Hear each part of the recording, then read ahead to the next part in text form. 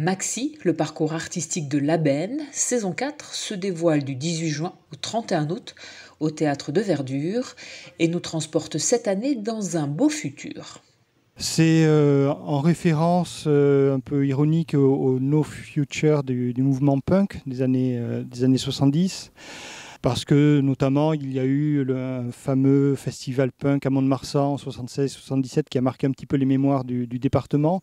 Donc voilà, je voulais faire un petit clin d'œil à ce festival-là et convoquer le punk, mais en parlant de futur et en parlant aussi de relation à l'écologie, à la nature. C'est-à-dire que le changement climatique, le changement de société que cela doit impliquer, ça génère souvent des rapports, des colloques, des choses un peu cérébrales. Et on a besoin, je pense, aujourd'hui d'avoir quelque chose d'un peu plus impulsif, un peu plus sauvage. Et donc c'est pour ça que j'invite le punk un peu dans le débat de l'écologie au travers de cette expérience artistique. 4 artistes néo-aquitains ont répondu à cette proposition en créant ou adaptant des œuvres, tout installé en extérieur, transformant le Théâtre de Verdure de l'Aben en galerie d'art à ciel ouvert. Alors il y a 2 pièces qui ont été créées pour ici et cette pièce qui a été modifiée pour pouvoir être exposée en extérieur, parce que c'est une pièce que j'avais faite pour une exposition à Londres qui se jouait en intérieur. Et c'est une pièce qui a été montrée uniquement en intérieur après, avec des matériaux qui étaient assez nobles et assez fragiles dans une partie de la pièce. Et l'idée c'était de la réadapter ici avec des objets qui nous entourent justement, en lien avec le texte que François avait écrit sur cette culture do it yourself, et donc d'adapter cette pièce pour qu'elle puisse vivre en extérieur pendant la durée de l'exposition. J'ai créé, alors c'est un ensemble, donc j'ai appelé l'installation appareil de mesure, et donc c'est un ensemble de 11 sculptures et 13 éléments.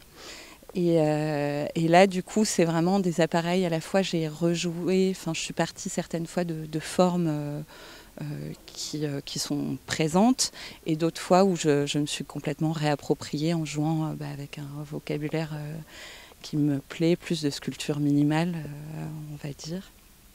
Laurent Ledeuf et Karinka Sabodetchar ont également pris part à ce parcours artistique dont les œuvres sont disséminées dans la nature, parfois bien visibles, parfois plus discrètes. C'est intéressant. Après, la vraie complexité, c'est d'arriver à repérer les œuvres parce que c'est très difficile de rivaliser avec le paysage et encore plus dans un paysage comme ça qui est quand même un sous-bois assez gigantesque avec des arbres énormes. Donc il y a une sorte de jeu de piste qui s'instaure pour essayer de trouver les pièces et ça c'est plutôt rigolo. On est venus visiter tous les 4, faire un repérage et puis petit à petit en fait il y a eu des choix sur des emplacements qui ont commencé à se faire.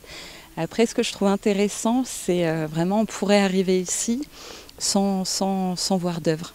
En fait, il n'y a rien vraiment de très mis en avant. Il y a vraiment cette idée, je trouve, de parcourir comme ça un peu ce théâtre de verdure et de tomber sur une pièce.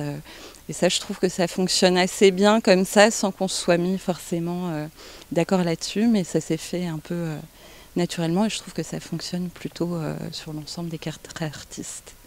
Maxi 4 est en libre accès au Théâtre de Verdure de l'Aben jusqu'à la fin du mois d'août. Des visites commentées sont également proposées sur inscription tous les samedis matins.